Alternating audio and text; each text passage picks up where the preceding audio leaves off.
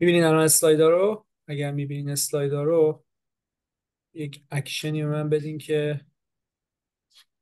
من متوجه شم شما اسلایدا رو دارید.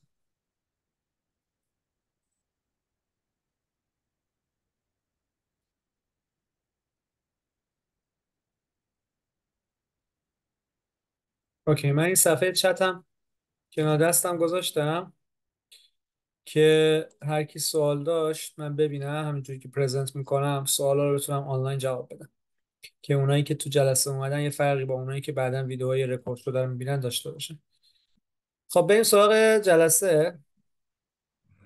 یا صفحه چت، احتمالاً شما هم دارین صفحه چت رو میبینید. ما این جلسه رو من امروز کاملش میکنم. قبلا توی جلسه قبلی پرزنت کردم که وقتی ما میخوایم یه دونه ژورنال مناسب برای مقاله‌ای که میخوایم سابمیت کنیم پیدا کنیم باید چیکار کنیم. اینو قبلا توضیح دادم نصف جلسه رو، ولی دوباره از اول میگم و سعی میکنم توی یه ساعت کلش رو این دفعه بگم. اسلایداشو آماده کردم و حالا بینش هم اگه سوالی چیزی داشتین بپرسید.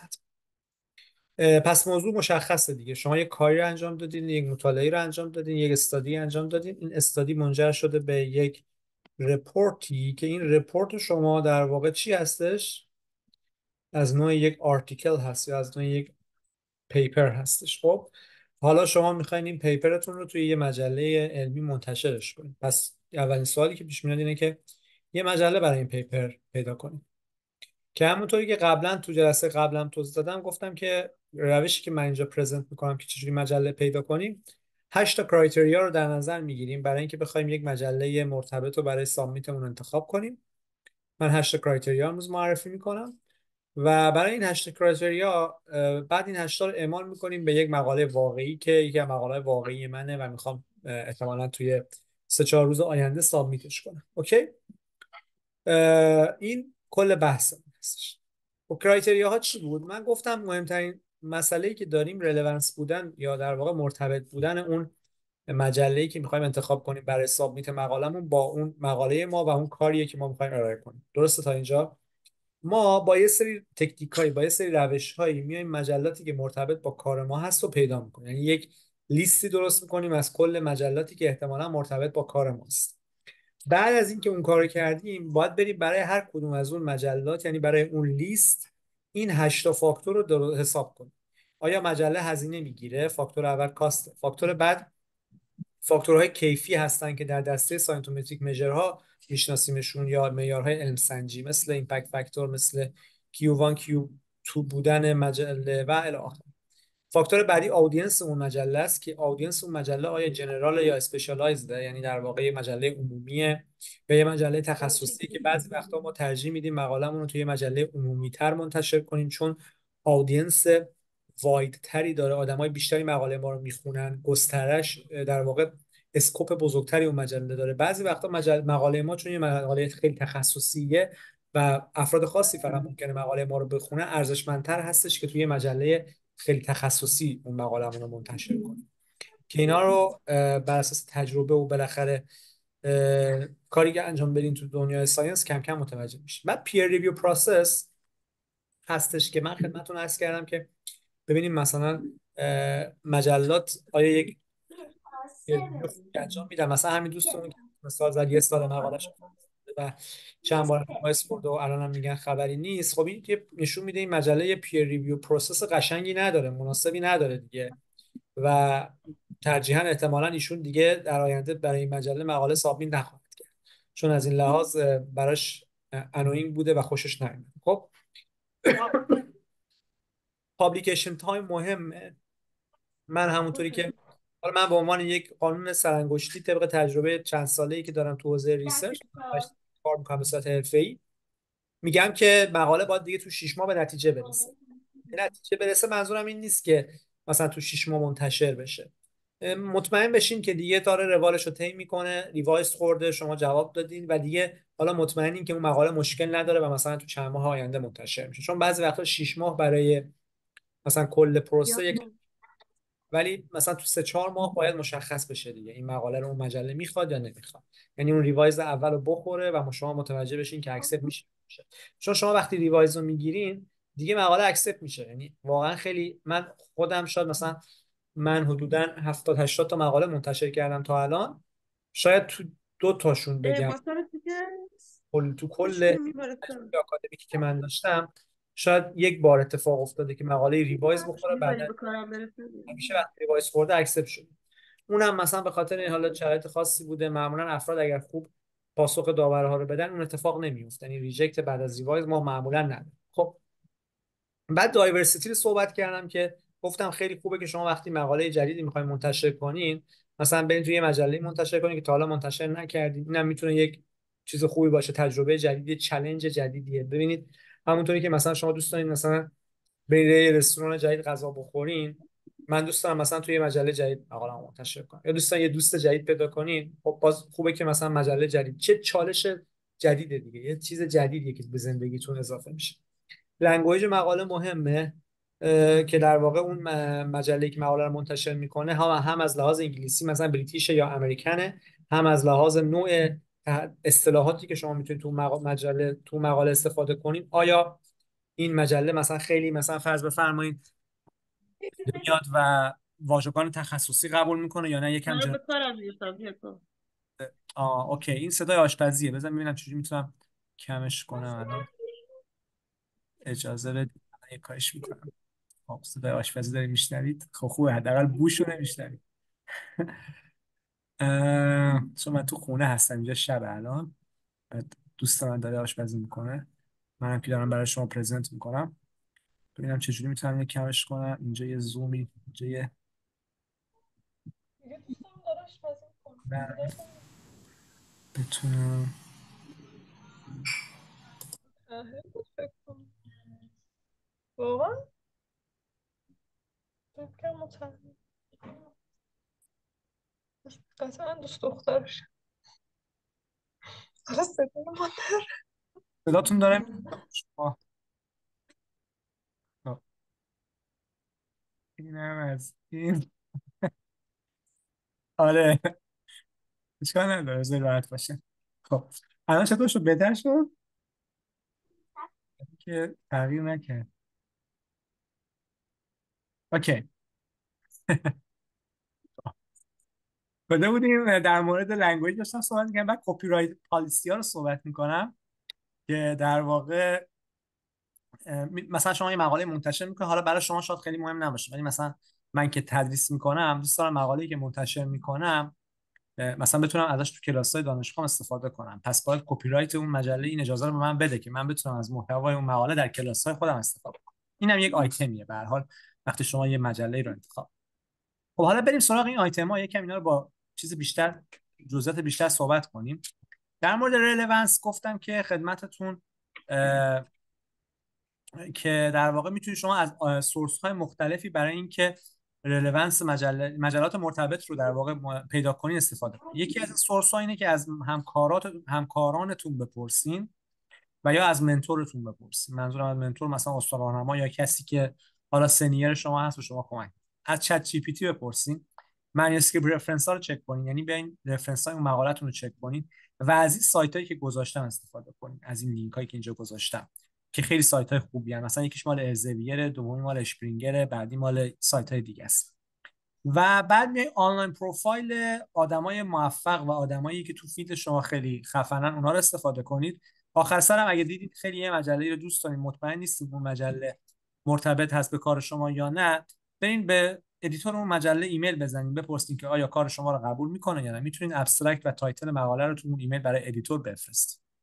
اینا سورسایی که بر اساس این شما میتونید اون لیست اولیه رو آماده کنید.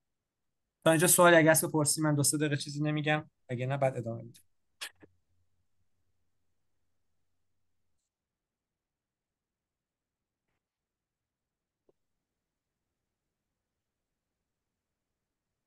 حالا تا شما مثلا اگه سوال داشتین میپرسید، من یه چند تا اسکرین شات از این سایت ها گرفتم. مثلا این الزویر جرنال فایندره، تو این سایت میرین میتونید جورنال بهتون پیشنهاد میکنه.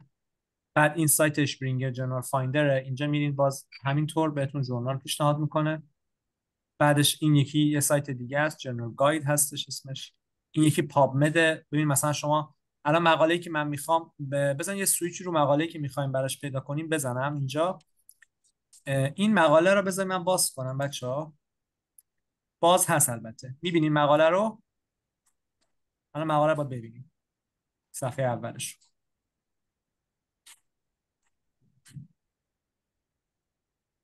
توی سایت ها باید ابسترکت، تایتل و کیوردهای مقاله رو بدید معمولا، برای اینکه بتون ژورنال پیشنهاد کنید. حالا لینکاشو گذاشتم، میتونید برید خودتون تست.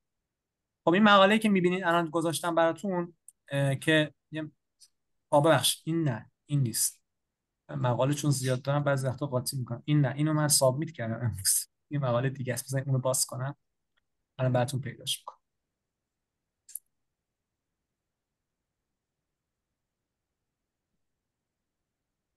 خب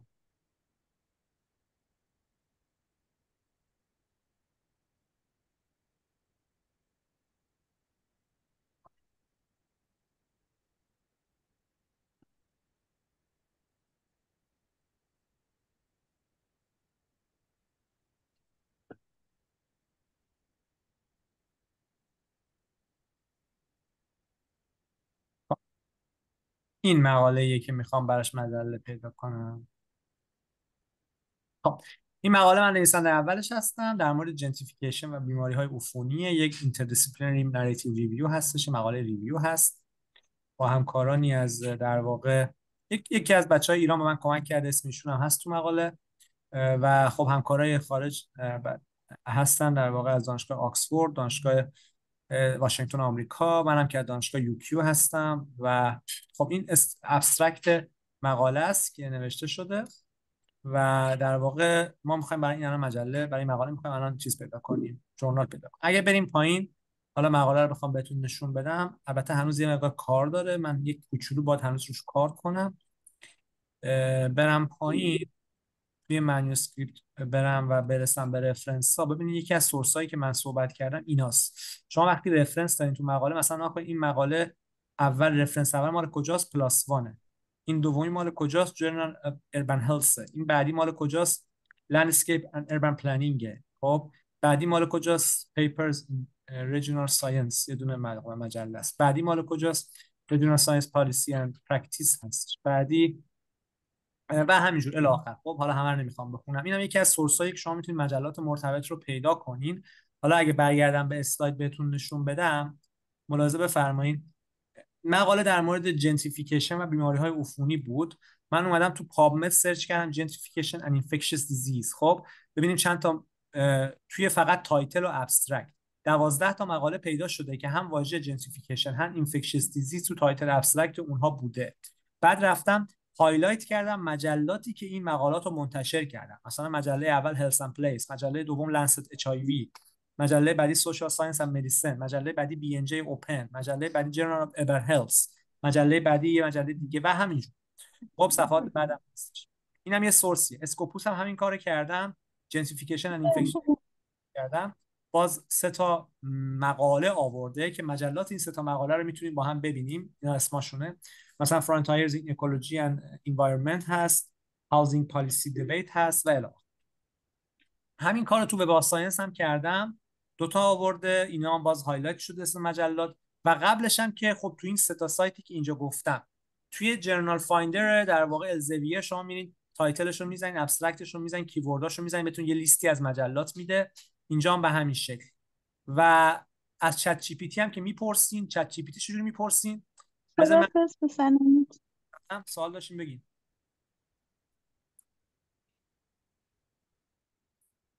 کسی سوالی داشت؟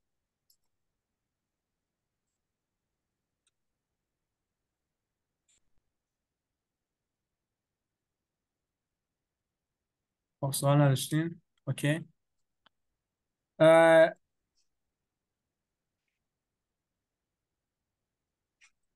بذارین من الان براشون چیز میکنم، میبندمش. بله امکان دارم من. فقط من الان باید زوممو پیدا کنم. اینجاست دیگه. خب الان دیگه صدایی نمیاد. الان اوکی دیگه، فکر کنم متوجه شدم. خب ارزم بزرگتون بریم تو چت جی پی تی. چت جی پی تی می‌بینیم بچه‌ها؟ الان میخوام باز کنم پیجشو. می‌بینین؟ چت جی پی تی. اوکی. می‌بینین؟ من خبر بدین.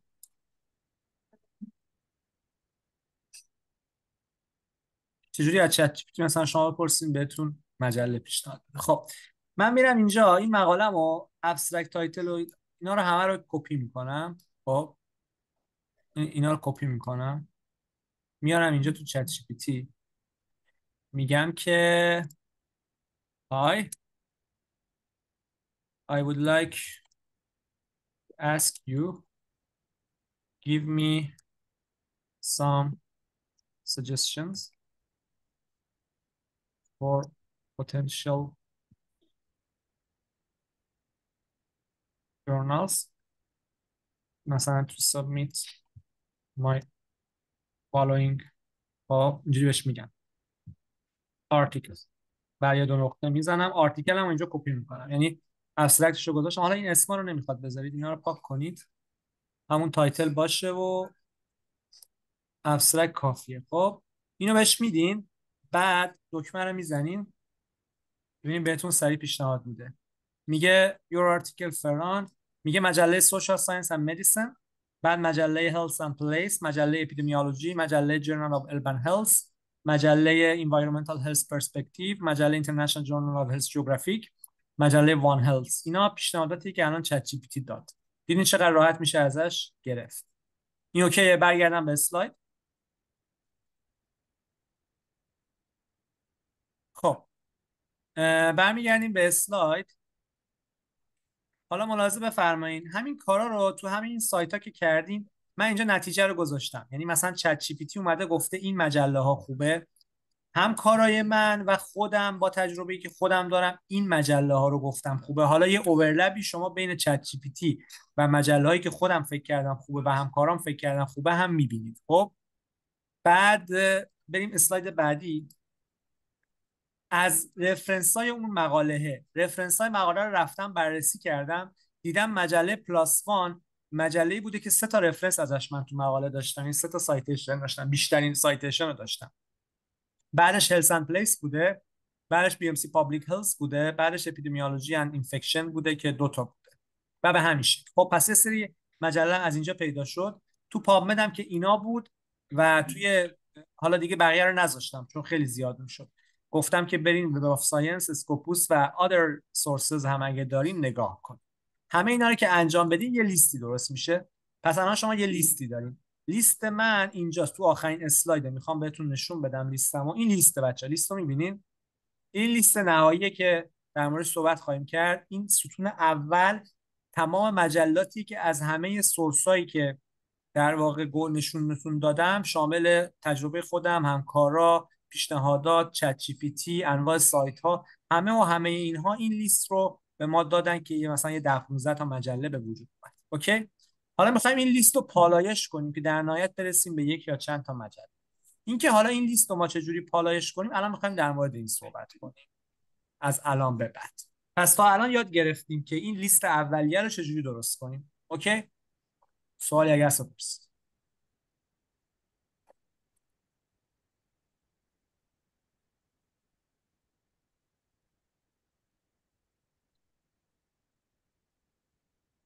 خب سوالی نیست.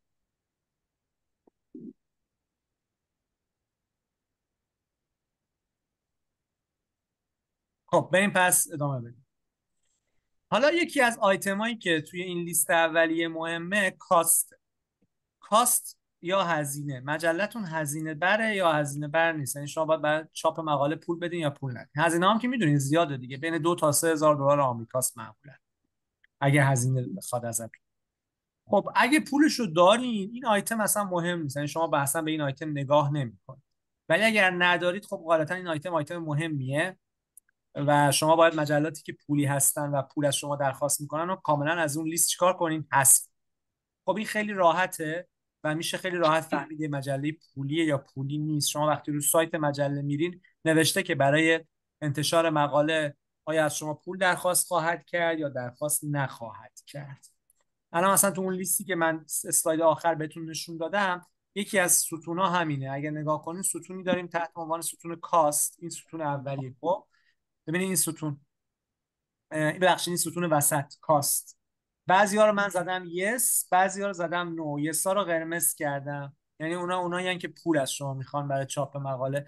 و من چون برای این مقاله خاص نمیخوام پول خرج کنم، عادتا اونایی که قرمز شده رو کلا از گردونه مسابقه حذف میکنم، ولی اونایی که در واقع پول درخواست میکنن، چون برای این مقاله خاص من گرانت ندارم که بخوام پول بدم.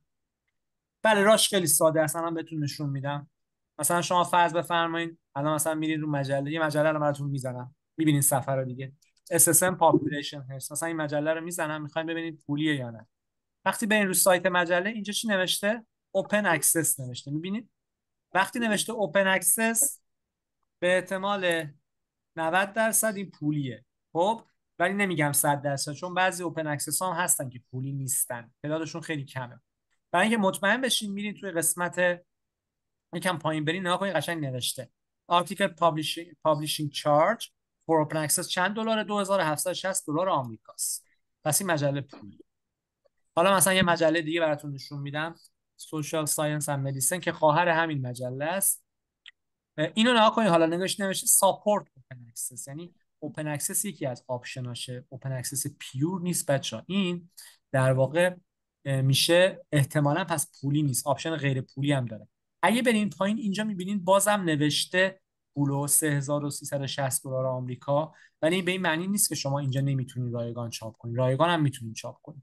چون اگه برین توی قسمت about، بعد تو قسمت، اجازه بدید پیدا کنم براتون، تو قسمت پابلیش اوپن اکسس آپشن رو اگه باز کنین، اینجا ببینید براتون چی نوشته. نوشته this is a transformative journal for authors funded by those founders. خب این که هیچی. gold open access subscription، نکنید سابسکریپشنی هم براتون چیز میکنه، چاپ میکنه، یعنی دیگه هیچ پولی از شما نمیگیره. no open access publication fee. وقتی شما بخواید توی این مجله چاپ کنین، در واقع شما دو تا آپشن دارین که یا به صورت سابسکریپشن بیس چاپ کنین، یعنی رایگان چاپ کنین، یا اوپن اکسس چاپ کنین. اگه اوپن اکسس چاپ کنین شما پول میدین، ولی مقاله شما دیگه رایگان در دسترس همه هست که بتونن دانلود کنن و ازش استفاده کنن. ولی اگه سابسکریپشن بیس شما چاپ کنین، شما هیچ پولی نمیدین، ولی مقاله شما به صورت رایگان در دسترس کسی نیست. اگه کسی بخواد مقاله شما رو بخونه، اون باید به عنوان خریدار مقاله شما رو از مجله بخره و براش پول بده. هزینه‌ش هم بین 30 تا $50 برای هر نفر. بله اینو من الان توی استایلم دارم براتون توضیح میدم، آقای شهریار. درسته؟ برگردم پس به این اسلاید. این چیزی که شهریار جان گفتن و الان من اینجا یه توضیح بدم. توی اسلاید اتفاقا براتون گذاشتم. اینجا نگاه کنید نوشتم توی کاست، اگه بریم ملاحظه بفرمایید چی نوشتم. من اینجا نوشتم که some journals like BMC journals will automatically waive APC for authors from low and middle income countries. خب میگه که مجلاتی که بعضی مجلات مثل مجلات BMC به صورت اتوماتیک ویو میکنن، یعنی چشم پوشی میکنن از APC Article Processing Charge، از هزینه چاپ مقاله، برای اونایی که تو کشورهای کم درآمد یا با درآمد متوسط هستن، که این همون صحبت شما میشه. ولی این دو تا پالیسیه، دقت کنید، این دو تا پالیسیه. بعضی مجلات اتوماتیک این کارو میکنن، یعنی وقتی شما سابمیت میکنید کارسپاندینگ آتر از ایران باشه مثلا که جزو کشور کم درآمده، متاسفانه این اتوماتیک میشه رایگان. ولی بعضی ژورنال‌ها این اتوماتیک رایگان رو نداره، مثلا مثل پلاس وان. خب من یادم ایران که بودم، یکی از دانشجوی دکترای من می‌خواست مقاله تو پلاس وان چاپ کنه.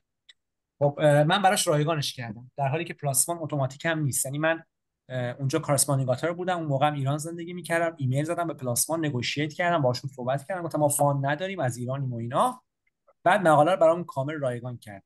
یعنی میخوام بگم بعضی مجلات اتوماتیک رایگان میکنن، بعضی شما باید باشون صحبت کنید، نگوشییت رایگان کنن. اوکی، این دو تا پالیسی مختلف و بپرسین تو گروه. در من بچه‌ها، من خیلی از مجلات رو میشناسم، یعنی من تو مجلات مثلا صدها، مخصوصا اگه رشته شما پزشکی و سلامت رو اینا باشه، که من همه رو میشناسم تقریبا، من میتونم خیلی راهنماییتون کنم که کجا مثلا براتون مناسب. خب این از این.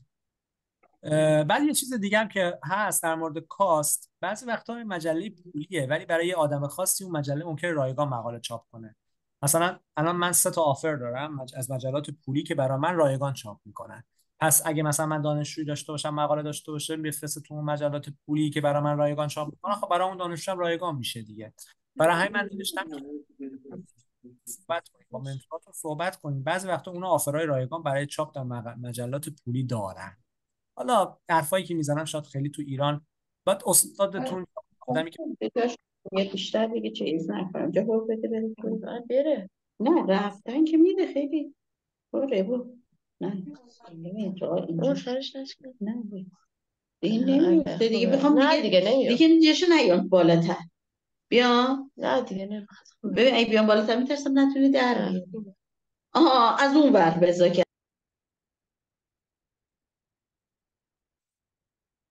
خب مجرم پیدا شد. بریم سراغ بقیه مباحث. ارزم به حضورتون که سایتومتریک مژر ها چیا هستن. حالا پس کاست رو فهمیدیم بچه‌ها دیگه، اوکی؟ کاست، مشکل با کاست نداریم که. بریم سراغ شاخص‌های علم‌سنجی یا ساینتومتریک مژر. اینا خیلی مهمه. وقتی شما می‌خواید توی مجله مقالتون رو بفرستین، مجله بفرستین که از لحاظ شاخص‌های علم‌سنجی مجله با کیفیت بالا باشه. شاخص‌های علم‌سنجی چیان؟ ایمپکت فاکتور هست، کوارتایلش توی سایت سایمگو. این سایت سایمگو بهتون نشون میدم، خیلی سایت خوبیه، من همیشه باش کار میکنم. کوارتایلش توی JCR ISI، اچ ایندکس مجله و اینکه آیا مجله تو پامد هم ایندکس میشه یا نه. اینا رو همه رو باید کانسیدر کنید وقتی میخواید یه مجله رو انتخاب کنید. خب اینا رو از کجا بفهمین؟ اینا رو میتونید از سایت مجله در بیارین، بعضیاشو از سایت سایمگو که براتون گذاشتمش. حالا بریم توی اون جدول ببینیم. من جدولی که این آخر گذاشته بودم اینا رو داریم. خب من عمدن فول اسکرین رو برمی‌دارم که شما بتونید کلش رو ببینید. نکنید مثلا اینجا اچ ایندکس گذاشتم، خب ایمپکت فاکتور گذاشتم و سایمگ و کوارتایل گذاشتم. می‌بینید این ستا رو؟ می‌خوام در مورد این ستا صحبت کنم. کاست رو که صحبت کردیم دیگه. خب اچ ایندکس، ایمپکت فاکتور و سایمگ و کوارتایل. اچ ایندکس و سایمگ و کوارتایل رو از رو سایت سایمگو بردارید، ولی ایمپکت فاکتور رو از رو خود مجله بردارید. حالا من بهتون نشون میدم. مثلا یه مجله اگه دوست دارین بگین، اگه مجله خاصی مد نظرتون هستن براتون چکش کنم. اگه نه که من یکی از این مجلاتی که اینجا هست رو چک میکنم، که البته قبلا من یکی اینا رو چک کردم که این جدول رو پر کردم دیگه. ولی به هر حال اگه شما مجله خاصی مد نظرتون بود میتونید بذارید من براتون چک کنم. حالا بریم یه مجله با هم چک کنیم. مثلا من مجله Urban Health رو چک میکنم ببینید اچ ایندکسش چند. نکنید چی سرچ کردم چی گوگل کردم. Urban Health سایمگو SCIMAGO. اوکی. آره اون دیسیژن میکینگ رو براتون چک میکنم. خب میرم تو سایت سایمگو که لینک اول گوگل هست. اینجا اچ ایندکسش رو نوشته 103. میرم پایینتر یه جدولی اینجا هست. این مجله کیووانه. میبینید کیووانه. مجله خوبیه کیووانه. خب قبلا مثلا 20 سال پیش کیو2 و کیو3 بوده ولی الان دیگه کیووانه. بعد من بر اساس این اومدم اون جدول رو پر کردم. اگه خواست ایمپکت فاکتورش هم ببینین که خب میرین توی خود چیز دیگه، توی خود سایت مجله میرین. ببخشید توی سایت مجله میرین. من چرا اشتباه میزنم هی؟ من بعضی وقتا انقدر تو ریسرچ غرق میشم که خودم قاطی میکنم سایت ها رو. خب میرین تو سایت مجله. این سایت مجله است. ایمپکت فاکتورش رو ببینین چنده. پیدا کنین ایمپکت فاکتورش رو.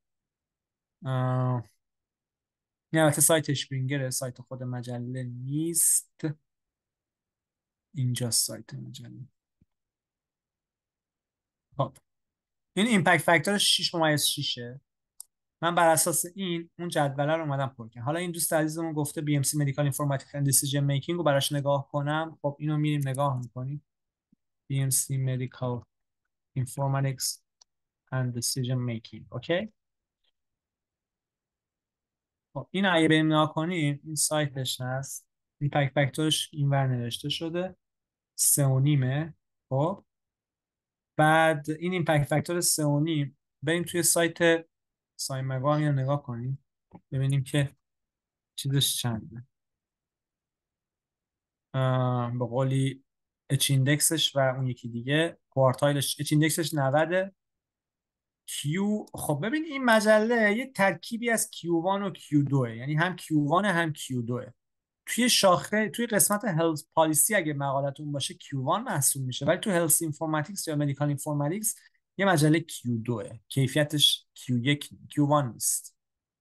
خب یه دونه هم ایشون گفتن آی او تی آی تریپل ای رو گفتن، اینترنت آف تینگز هستش اگه اشتباه نکنم.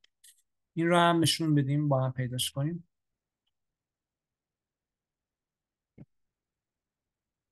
خب اینم مجله آی تریپل ای هستش که مجله خوبیه. کلا مجلات آی تریپل ای مجلات خوبی ان. خب اینجا ببینید ایمپکت فاکتورش چنده؟ 10.6 و اون دو تا شاخص دیگر هم که همونطور که خدمتتون گفتم اگه خواستیم براش در بیارین میرین در واقع سایمگا رو میزنین و براتون میاره بالا. اینم از این اچ ایندکس 149 قطعا کیو1 کلا میبینید کلا سبزه. کیو1 بله مجله خیلی خیلی خوبیه. آی تریپل ای آی او تی میشناسنش دورا دور. اگه بتونید توی ببین بچه‌ها یه چیزایی رو یادتون باشه، یه چیزایی هست که آدمو پرواز میده. مثلا این مجله آی او تی آی تریپل ای که ایشون گفتن، مثلا آدم بتونه مقاله‌شو چاپ کنه، یه دونه اینجا چاپ کنه برای گرفتن اسکالرشیپ های خیلی زیاد و خوبی تو مقطع دکترا و یا مقاطع دیگه کفایت. خب سوالی نیست ادامه بدم.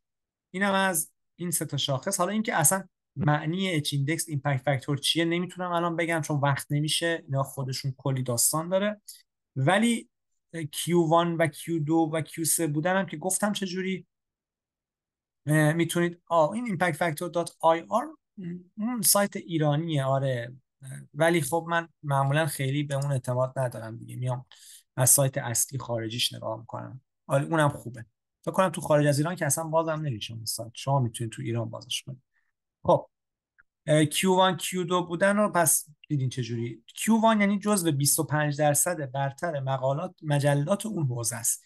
Q2 یعنی جزو 50% برتره. Q3 میشه جزو 75% برتر. Q4 هم که دیگه هیچی دیگه. اوکی. این پس کیفیت مجله.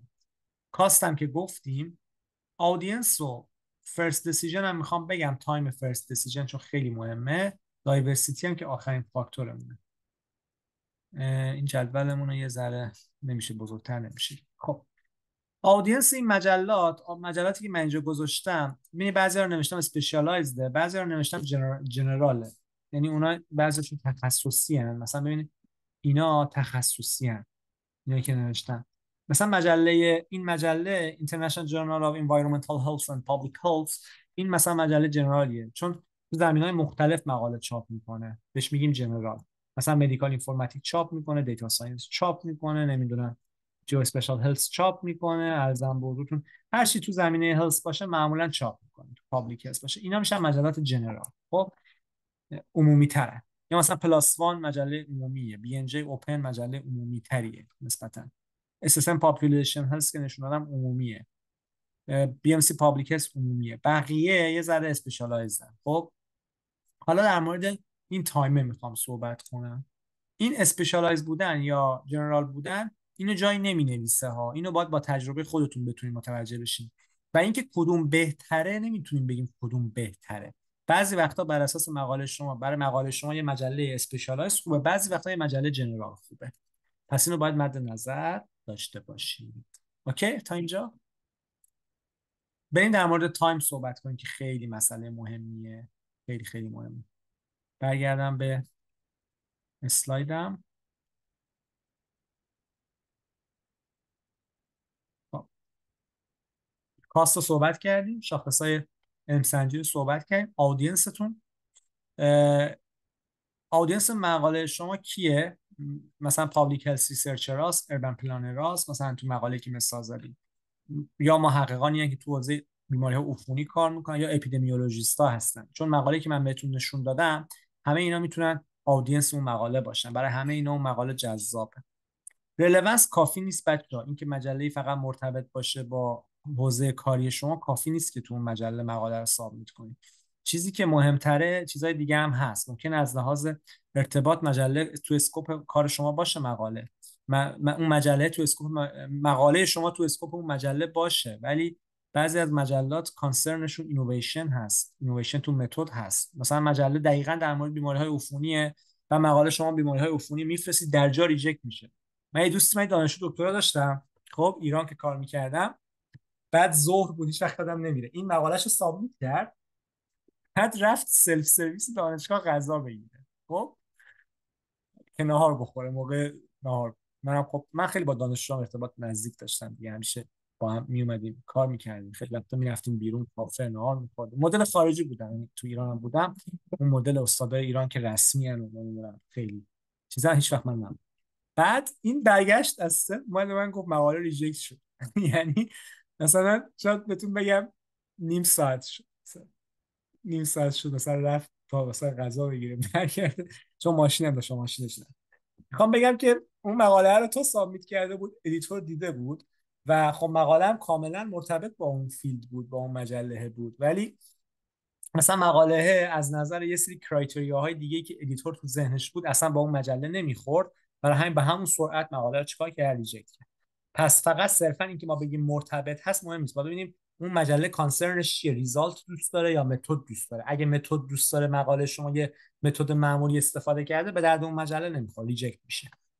و اینکه آیا اصلا مجله مقالات اینترنشنال چاپ میکنه. مثلا من کانادا که بودم یه مجله بود Canadian Journal of Public Health یا همچین چیزی، که سردبیرش هم یه خانومی بودش که توی دپارتمان ما کار میکرد، میشناختمش از نزدیک، یه خانم مسنی بود، مثلا داشت بازنشسته هستم میشه 70 سالش اینا بود.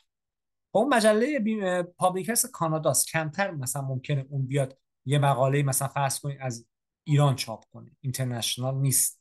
درسته پابلیک هلثه، ولی شما دیگه نه به اونجا مقاله ایران رو سابمیت کنید، و تو مجلاتی که یه مقدار اینترنشنال ترن، کار اینترنشنال چاپ میکنن، اینا هم پس باید حواستون باشه.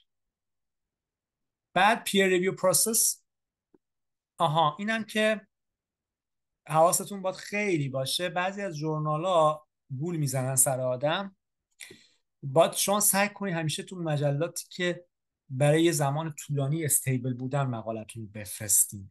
یعنی مثلا نیاین مثلا فرض بفرمایید مقالتون رو برای یه مجله بفرستین که یه سال Q1 یه سال Q2، یعنی اون هیستوری اون مجله رو نگاه کنید، مثلا تو 10 سال اخیر Q1 بوده، برای اون بفرستین. چون اگه مثلا مقالتون توی مجله آن استیبل بفرستین، معلوم نیست فردا روز اون مجله به کجا بره.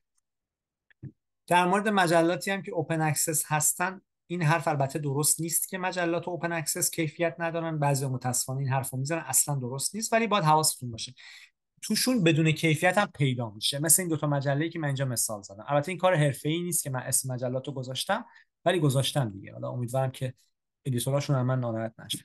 این دوتا مثلا مجلاتی هستن که به نظرم مجلات با کیفیتی نیستن و بهتر آدم براشون مقاله سابمیت نکنه تو اوپن اکسس.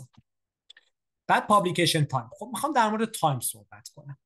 ببینید من چند تا مقاله رو رفتم از چند تا ژورنال، یه ژورنال لندسکیپ اند اربن پلنینگ. فرض کنید شما تو ژورنال لندسکیپ اند اربن پلنینگ میخوایم ببینیم که این پابلیکیشن تایمش چقدره. خب صدای منو میشنوین؟ چون خیلی ساکتین، من یه لحظه نگران میشم، میگم نکنه صدام تو اقیانوس داره گم میشه نمیرسه به شما.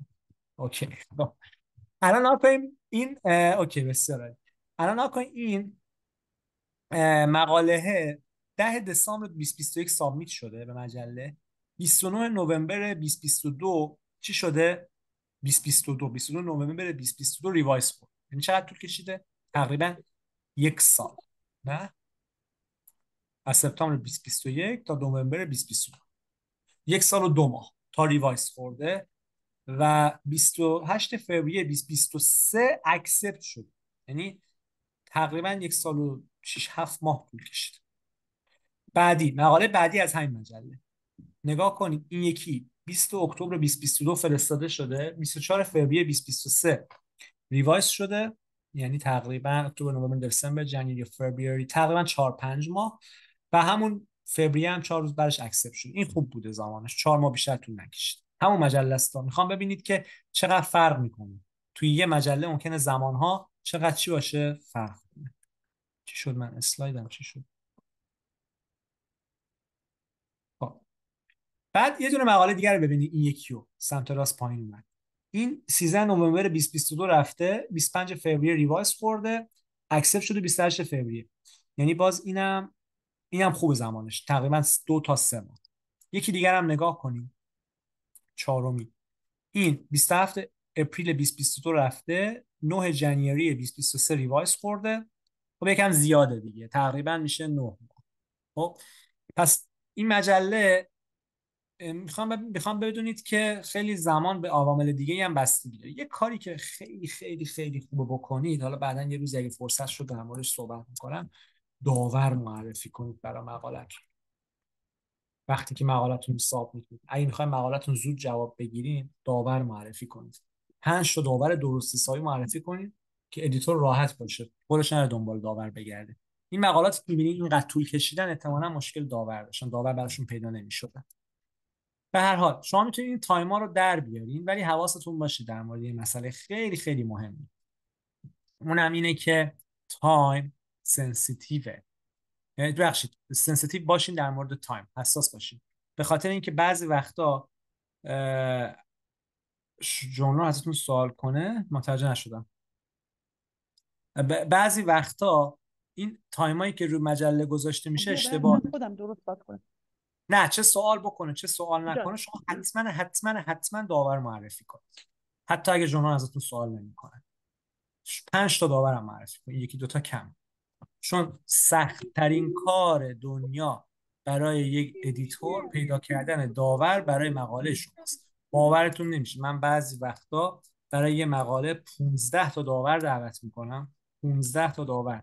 ببین چقدر وقت میگیره من 15 تا آدمو دعوت کنم، بعد دیگه بنویس. پیداشون کنم و دعوتشون. از این 15 تا آخر یکی جواب میده، میگه من مقاله رو چیز میکنم، داوری میکنم. بعد باز برم 10 تا دیگه رو دعوت کنم تا نفر دوم جواب. وقتی شما 5 تا داور درستای معرفی میکنین که حالا یه تریکایی هم داره که شما میدونید اون داورا احتمالاً جوابم میدن، چقدر سرنوشت مقاله خودتون رو بهتر میکنید و چقدر زودتر ممکنه جواب بدید. این که چجوری داور معرفی کنید خود کلا یه داستانی. همینطوری که من امروز در مورد انتخاب مجله صحبت کردم، در مورد انتخاب داورم من یه پرزنتیشن دارم که قبلا پرزنت کردم تو کانادا، اونم میتونیم بعداً در موردش روزی صحبت.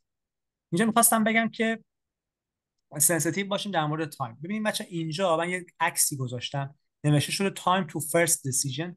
این کلمه ریویو خیلی مهمه. 82 روز گفته زمان برای فرست دیسیژن. از یه مجله من اسکرین شات گرفتم. خب این خوبه، این 82 روز زیاد نیست، ولی متاسفانه 90% مجلات وقتی خودشون چیز میکنن، زمان رو توی وبسایتشون میذارن، این شامل ریویو نیست. مثلا میذارن فرست دیسیژن، خیلی زیاد پیش میاد. شما تو مجلات الزویر و اینا برین، فرست دیسیژن رو مثلا نوشته فرض بفرمایید 9 روز، بعد شما مقالتون رو میفرستین 40 روز گذشته هیچ خبری نشد.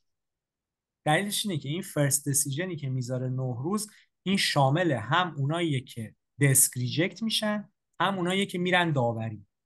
خب و بعد از داوری ریجکت میشن یا مثلا ریوایز میخورن. یعنی اون دسک ریجکت ها، اونایی که ادیتور ریجکت میکنه، ادیتور تعداد خیلی زیادی از این مقاله ها رو 2-3 روزه ریجکت میکنه. خب اونا زمان فرست دیسیژنشون میشه 2-3 روز دیگه، تعداد خیلی زیاد 2-3 روزه. بعد این وسط یه سری مقاله هم هست که میره داوری، مثلا اونا تعداد مثلا فرست دیسیژنشون مثلا 90 روز 100 روزه. بعد این مدین یا میانگینی که تو سایت ژورنال رپورت میشه خیلی بایاس داره.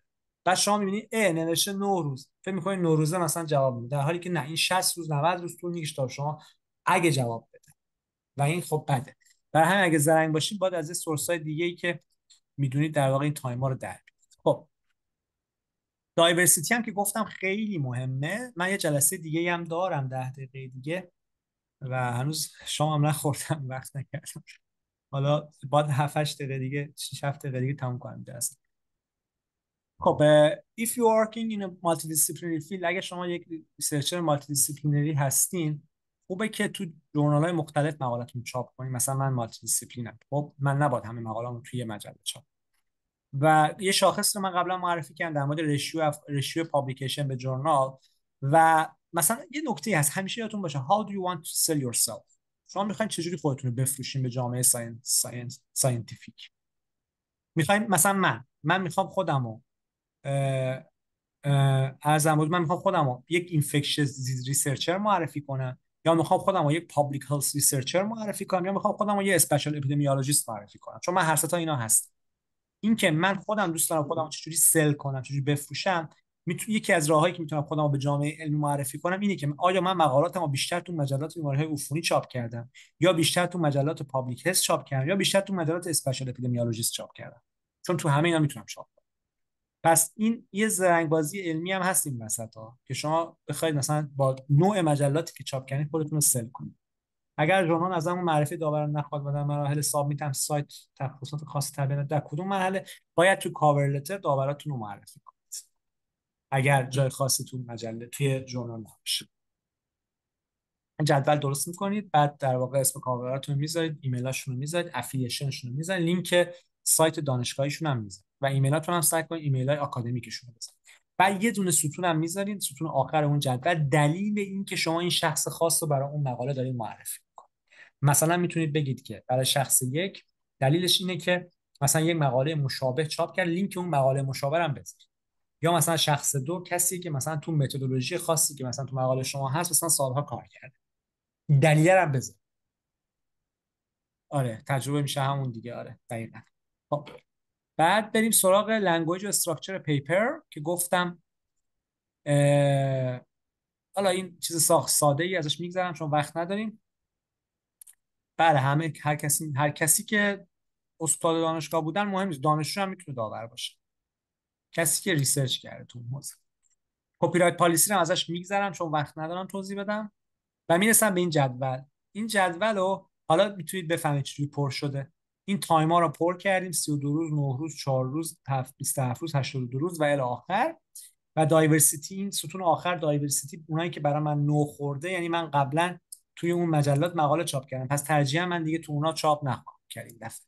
حالا شما هر جایی که تو این جدول یک آیکون قرمز رنگ می‌بینید اون مجله از لیست انتخابای من برای این مقاله حذف میشه. یعنی این حذف میشه، این حذف میشه، این حذف میشه، این حذف میشه، این و الی آخر. این خیلیش داره حذف میشه، نصف بیشترش داره حذف میشه. 4 5 تا میمونه. بعد از اون 4 5 تا دیگه من میام یکیشو انتخاب میکنم و اگه بخوام بهتون بگم من اینو انتخاب کردم برای این مقاله، سوشال ساینس اند مدیسن، که یکی از فکر کنم بهترین مجله علوم اجتماعی، علوم پزشکی اجتماعی دنیاست. آره فکر میکنم بهترین تاپ 1% و من میخوام اینو برای این مجله بفرستم. البته که خب خیلی سخته ولی ترای میکنم دیگه بالاخره. خیلی من در نهایت اینو انتخاب کردم. اگه شاخصاش هم نگاه کنید، اچ ایندکسش 270، ایمپکت فاکتورش 54، کیو1، کاست نداره، اسپیشالایزد، 9 روزه جواب فرست دیسیژنش میاد و برای منم دایورسیتیش یس میشه چون من تا حالا اینجا چاپ نکردم. خب من مجبورم جلسه رو به اتمام برسونم در اینجا. امیدوارم که استفاده کرده باشید و اگه سوال خواسته توی یه دقیقه بپرسین، اگه نه که من اینو ببندمش. حالا اگه سوال داشتید تو گروه بپرسین، بعداً باز چیز میکنیم دیگه، بعداً باز کچاپ میکنیم صحبت. قربون شما. نه داورها ممکنه متوجه بشن، آره ممکنه متوجه بشن ولی معمولا نمیشه. معمولا ادیتور نمیگه که نویسنده ها شما رو معرفی کردن، 99% موارد نمیگه. در مورد انتخاب داور یه روز صحبت میکنم چون خیلی مسئله مهمیه. قربون شما، سلامت باشین. پس فعلا خداحافظ.